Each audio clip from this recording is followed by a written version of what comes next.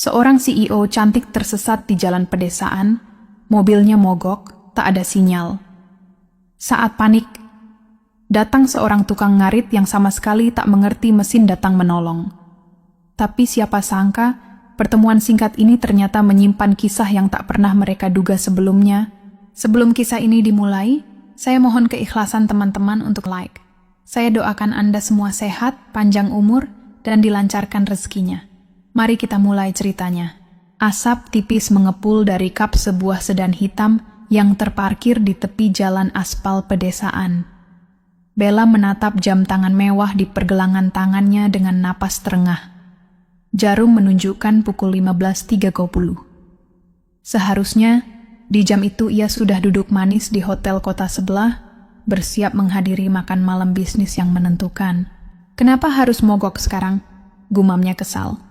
Dengan sepatu hak tinggi yang mulai kotor oleh debu, ia melangkah keluar. Rok hitam ketat dengan belahan samping membuat geraknya terbatas. Dengan wajah menahan jengkel, ia membuka kap mesin. Kabel, pipa, dan bau oli menyeruak. Bella mendengus, lalu mengangkat dagu. "Aku CEO bukan montir," ujarnya lirih, setengah menertawakan diri sendiri. Angin sore bertiup, membawa suara serangga dari sawah. Jalan itu lengang, hanya sunyi dan gelegar samar petir dari langit mendung. Bella mulai panik. Ia meraih ponselnya. Layar menampilkan tulisan dingin, "No service."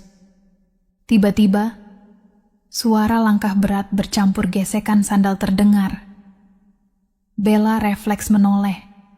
Dari kejauhan, tampak seorang pria berkaos merah basah oleh keringat, caping lusuh bertengger di kepalanya, dan karung rumput segar di bahunya.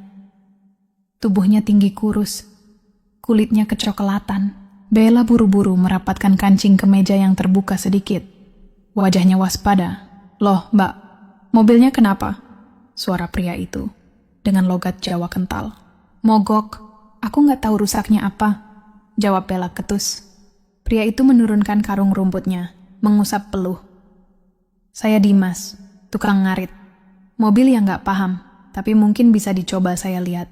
CEO muda itu menatapnya penuh ragu. Seorang tukang ngarit menolongnya? Situasi yang nyaris ironis. Namun, ia tak punya pilihan. "Beneran ngerti mobil?" tanyanya dingin. Dimas terkekeh, menepuk tangannya yang belepotan tanah kering. "Ngerti sih enggak, tapi kan bisa pura-pura ngerti. Siapa tahu malah bisa sembuh." Bella mendengus, memutar bola mata. "Kalau cuma pura-pura, jangan sampai tambah rusak." "Tenang, Mbak, wong niat saya tulus. Nggak ada maksud aneh-aneh." Dengan polos, Dimas menunduk mengintip mesin.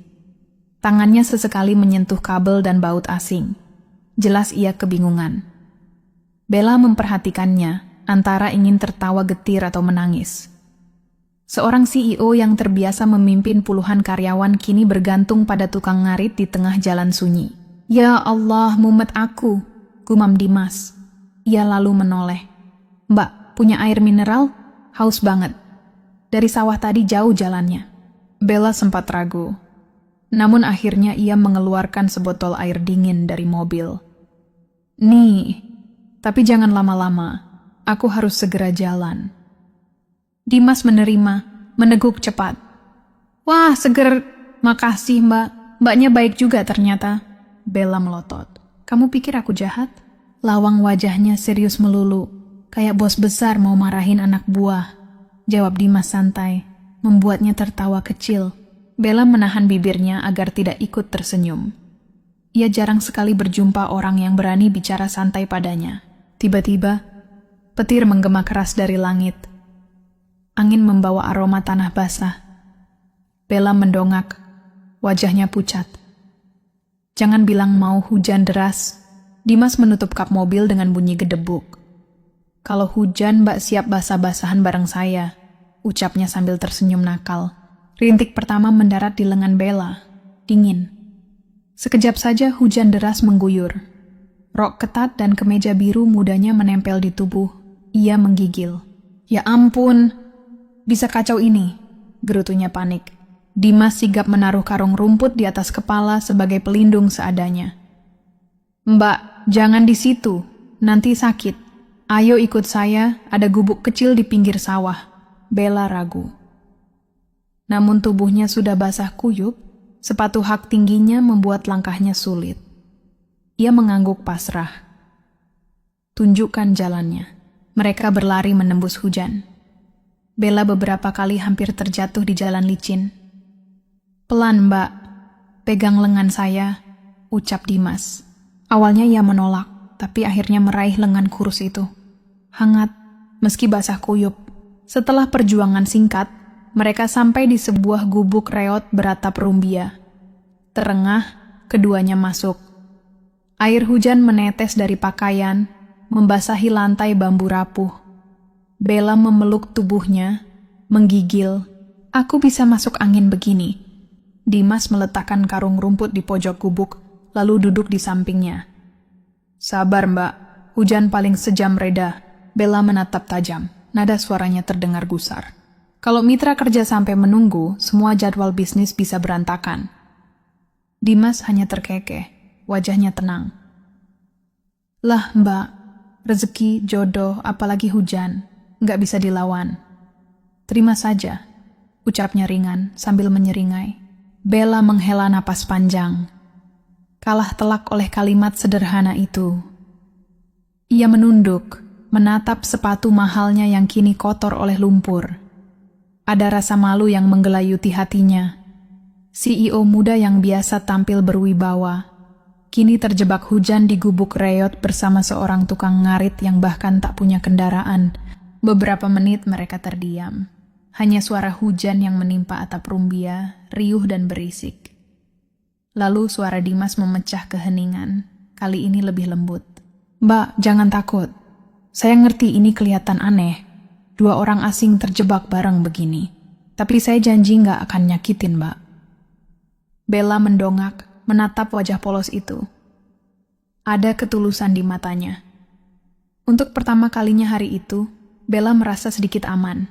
Hujan semakin deras, derasannya menimbulkan irama keras di atas atap rumbia. Bella merapatkan tubuh, menggigil. Kemeja basah yang menempel di kulit membuatnya kian kedinginan. Dimas melirik sekilas, lalu menggaruk kepalanya. Mbak, kalau di desa biasanya kita bikin api biar hangat. Tapi, ia menoleh sekeliling gubuk yang nyaris kosong. Di sini nggak ada kayu kering sama sekali. Bella mendesah. Bagus, jadi kita cuma bisa duduk, kedinginan, menunggu sakit. Dimas terkekeh kecil. Loh, jangan gitu. Mbaknya kan bos besar. Masa kalah sama hujan? Bella spontan menoleh, tatapannya tajam. Aku bukan bos besar sekarang. Aku cuma perempuan sial yang terjebak di tempat kumuh bersama orang asing. Kalimat itu membuat Dimas terdiam sesaat. Tapi kemudian ia tersenyum tipis. Orang asing pun bisa jadi penolong, Mbak. Tergantung gimana Mbaknya mau lihatnya. Bella tercekat. Kata-kata sederhana itu menohok hatinya. Selama ini ia terbiasa menilai orang dari jabatan, pakaian, atau status.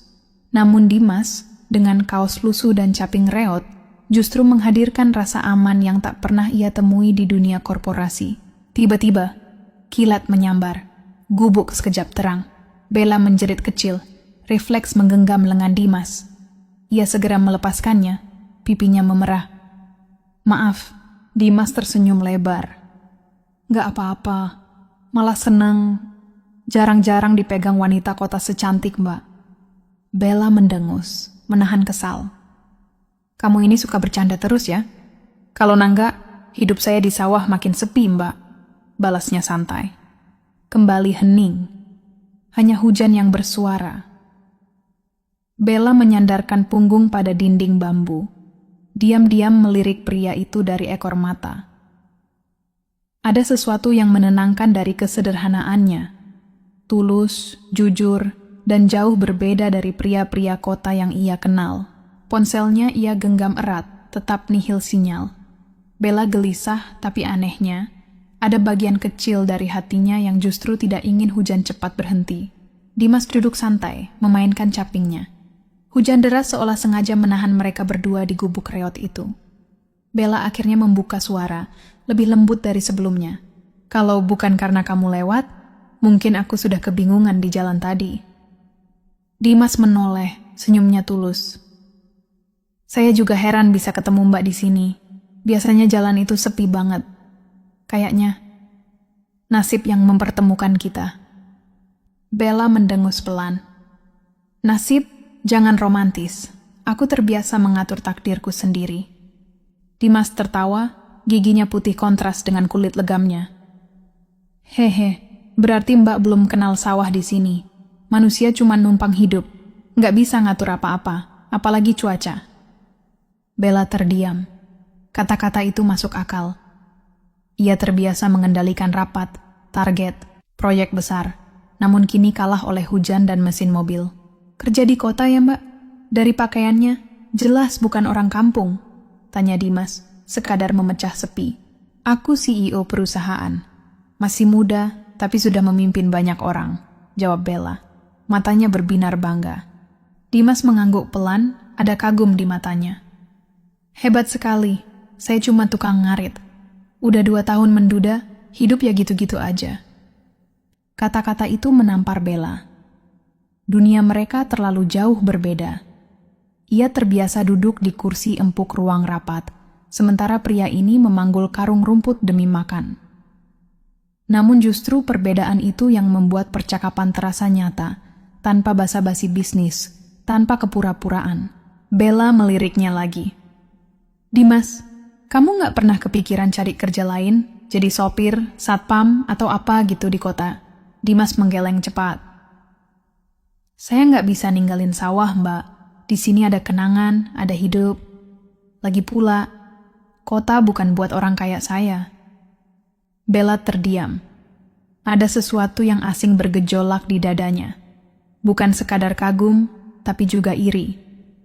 Iri pada kesederhanaan Dimas yang membuatnya merasa utuh, sementara dirinya sering merasa kosong, meski bergelimang prestasi. Hujan deras belum juga reda. Bella semakin gelisah, langkahnya mondar-mandir di atas lantai bambu yang basah. Dimas hanya memperhatikan lalu berkata pelan, Mbak jangan jalan-jalan gitu, lantainya rapuh nanti bisa jeblos. Bella menoleh dengan wajah tegang. Aku sudah terlalu lama di sini, bisnisku bisa kacau kalau terus-terusan menunggu. Dimas bangkit, menaruh tangan di pinggang. Mbak ini aneh. Tadi panik, sekarang malah maksa. Mau gimana? Hujan bukan saya yang bikin. Nada santai itu justru membuat emosi Bella memuncak. Kamu pikir aku punya waktu main-main di gubuk reot ini? Aku datang jauh-jauh untuk urusan penting, bukan mendengar celotehan tukang ngarit. Kata-kata itu tajam. Senyum di wajah Dimas pudar. Matanya menunduk menatap tanah. Ia menghela napas panjang. Oh, jadi gitu ya? Saya cuma tukang ngarit. Nggak pantas ngobrol sama orang kota. Bella terdiam. Ucapannya barusan melukai orang yang menolongnya. Tapi egonya masih menahan lidahnya untuk minta maaf. Dimas mengambil karung rumputnya, lalu berdiri hendak melangkah keluar meski hujan masih mengguyur. Bella terperanjat. Hei, mau kemana? Kalau Mbak nggak nyaman, saya nggak maksa. Saya balik aja. Hujan bukan masalah buat orang kayak saya. Jawabnya datar. Bella refleks menahan lengan kurus itu. Tunggu, jangan pergi. Dimas menoleh, matanya teduh tapi syarat kecewa. Bella menunduk, suaranya melembut. Aku nggak bermaksud merendahkanmu. Aku cuman kesal sama keadaan, bukan sama kamu. Hening sejenak. Hanya suara hujan yang terdengar. Dimas menatapnya lama, lalu tersenyum kecil. Saya ngerti, Mbak. Orang kota kadang gampang stres. Tapi hati-hati, kata-kata bisa lebih tajam daripada pisau. Bella menarik napas dalam. Benar juga. Ia jarang sekali ditegur dengan sejujur itu. Ada rasa bersalah, bercampur kagum pada ketegaran pria sederhana di hadapannya. Hujan masih deras, tapi suasana hati di gubuk itu mulai berubah. Dari ketegangan menuju kejujuran. Bella duduk kembali. Kali ini lebih tenang. Dimas ikut duduk bersila di sampingnya, meski tetap menjaga jarak. Suara hujan di atap rumbia terdengar ritmis. Entah bagaimana terasa menenangkan. Bella melirik Dimas dari ekor mata. Kamu nggak marah kan? Tanyanya lirih. Dimas menoleh, tersenyum kecil. Kalau marah, saya nggak mungkin masih di sini. Hidup di desa ngajarin satu hal. Jangan gampang baper. Uang, rezeki aja bisa datang dan pergi. Bella menunduk, malu. Seorang CEO yang terbiasa dihormati, kini belajar kesabaran dari seorang tukang ngarit. Kenapa kamu bisa sesabar itu? Dimas mengangkat bahu. Karena kalau gampang marah, sapi sama kambing bisa kabur semua. Hehe. Bella terkekeh kecil. Tawa pertamanya sejak mobilnya mogok. Ia cepat-cepat menutup mulut, pipinya merona. Dimas menatap sekilas, senyumnya melebar. Keheningan berikutnya tak lagi canggung. Ada sesuatu yang hangat tumbuh di antara mereka, meski tubuh masih basah kuyup. Bella kembali menggigil, menyilangkan tangan di dada. Dimas memperhatikannya. Mbak kedinginan ya, bentar, saya punya sarung di karung. Ia merogoh karung rumput, lalu mengeluarkan sarung kotak-kotak yang agak lusuh. Disodorkannya ke Bella. Pakai aja, nggak seberapa bersih tapi bisa hangat. Bella menatapnya ragu, lalu menerima. Terima kasih, ucapnya pelan. Ia membungkus tubuhnya dengan sarung itu. Hangat sederhana meresap, membuat jantungnya ikut melunak. Oh, cocok juga ternyata CEO pakai sarung petani. Kalau anak buah Mbak lihat, pasti kaget semua. Celetuk Dimas sambil tersenyum nakal. Bella menoleh pura-pura kesal. Kamu ini selalu ada aja bahan bercandaan. Tapi Mbak ketawa, itu artinya berhasil. Bella menunduk, berusaha menyembunyikan senyum yang kini jelas muncul. Di luar, hujan mulai reda. Tapi di dalam gubuk itu, jarak antara dua dunia yang berbeda justru terasa semakin dekat. Akhirnya, hujan berhenti. Aroma tanah basah memenuhi udara. Bella melepaskan sarung dari pundaknya, lalu menatap keluar. Jalanan masih becek, tapi langit perlahan cerah. Sepertinya aku harus kembali ke mobil. Kalau beruntung mesinnya bisa nyala, katanya datar, meski suaranya terdengar berat. Dimas mengangguk pelan. Ya, saya anterin. Ia menatap Bella agak lama, lalu menambahkan, tapi kalau Mbak pergi, mungkin kita nggak akan ketemu lagi. Jalan ini jarang dilewati orang kota. Bella terdiam. Kata-kata itu menohok. Benar. Apa kemungkinan mereka bisa berpapasan lagi? Dunia mereka terlalu jauh berbeda. Ia seorang CEO dengan rapat padat, dan Dimas seorang tukang ngarit dengan hidup sederhana. Namun anehnya, ada sesuatu dalam dirinya yang justru enggan berpisah. Sebuah perasaan baru yang jarang ia rasakan. Ketulusan tanpa pamrih. Hujan masih menetes dari langit kelabu ketika Bella menatap Dimas. Pertanyaan meluncur pelan dari bibirnya. Hampir tertelan suara rintik di atap rumbia. Kenapa kamu bilang begitu? Dimas hanya tersenyum tipis. Ada sesuatu di balik senyumnya. Sedikit getir, sedikit pasrah. Soalnya, ucapnya lirih, kadang orang asing cuma mampir sebentar. Habis itu hilang. Nggak semua pertemuan dikasih kesempatan kedua. Bella terdiam. Matanya tak lepas dari wajah pria sederhana itu. Ada sedih yang disembunyikan di balik senyuman. Tangannya meremas erat sarung lusuh yang tadi diberikan Dimas. Seolah benda sederhana itu kini jadi sesuatu yang berat untuk dilepaskan. Hatinya bimbang.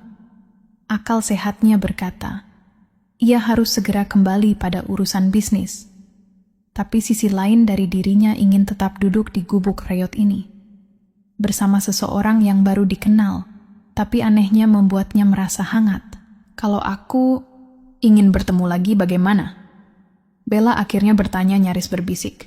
Dimas menoleh, terkejut, sebelum senyumnya melebar jujur. Ya gampang, Mbak. Sawah ini nggak pernah pindah tempat. Bella ikut tersenyum samar, tapi hanya sebentar. Senyum itu segera lenyap saat pikirannya kembali mengingat realita. Dunia bisnis menunggu, rapat menuntut, waktunya sudah habis. Pertemuan ini mungkin memang hanya sekejap. Mereka berjalan menuju sedan hitam yang terparkir sendirian di pinggir jalan becek. Langkah Bella berat, bukan hanya karena tanah basah yang menempel di sepatu hak tingginya, tapi juga karena dadanya terasa penuh pertentangan. Sesampainya di mobil, Tangannya sedikit gemetar saat memutar kunci kontak. "Tolonglah, nyalalah," bisiknya. Ajaib, mesin meraung pelan lalu hidup dengan stabil. Bella sempat tertegun, hampir tak percaya. "Wah, ternyata mobilnya cuma butuh istirahat sebentar," celetuk Dimas ringan. Bella menoleh, menatapnya separuh kesal, separuh lega. Atau mungkin butuh ditemani tukang ngarit dulu baru bisa jalan lagi. Dimas terkekeh, mengangkat bahu. "Bisa jadi." Hening sejenak. Bella menatap kemudi, lalu melirik lagi ke arah Dimas yang berdiri dengan karung rumput di pundaknya. Hatinya terhimpit dilema. Pergi atau tetap tinggal? "Kalau aku pergi sekarang, kamu nggak apa-apa?" tanyanya lirih. Dimas tersenyum kecil, meski matanya tak bisa menyembunyikan kecewa. "Mbak punya hidup sendiri, saya juga. Nggak usah dipaksakan. Toh, kenangan sore ini udah cukup jadi cerita." Bella menggigit bibir.